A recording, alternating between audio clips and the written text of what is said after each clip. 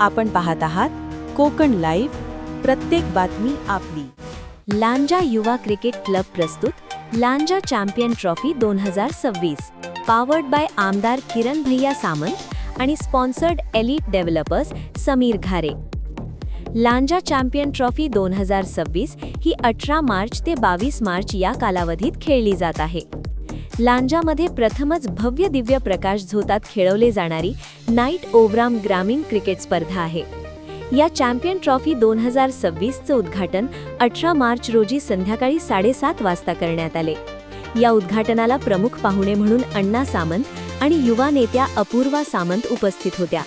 तसेच यावेळी लांजा नगरीचे नगराध्यक्ष सावली कुलूप, माजी नगराध्यक्ष संपदा वागदरे, सभापती मानसी आंबेरकर, लीला घडशी, मनीषा लाखन आणि सर्व नगरसेवक व सेविका उपस्थित होत्या। या स्पर्धेला महाराष्ट्रभरातून 32 क्रिकेट टीम्स खेळणार असून विनिंग टीमला फर्स्ट, सेकंड, थर्ड अशा प्रकारे प्राइज ठेवण्यात आले आहेत। फर्स्ट प्राइज आहे रोख रक्कम 1,11,111, सेकंड प्राइज आहे रोख रक्कम 66,666, थर्ड प्राइज आहे रोख रक्कम 22,222 आणि विनिंग टीम स्पॉन्सरला प्राइज आहे इलेक्ट्रिक बाईक। यावेळी सुरुवातीला अण्णा सामंत यांच्या हस्ते क्रिकेट पिचवर टॉस उडवून सामन्यांना सुरुवात करण्यात आली।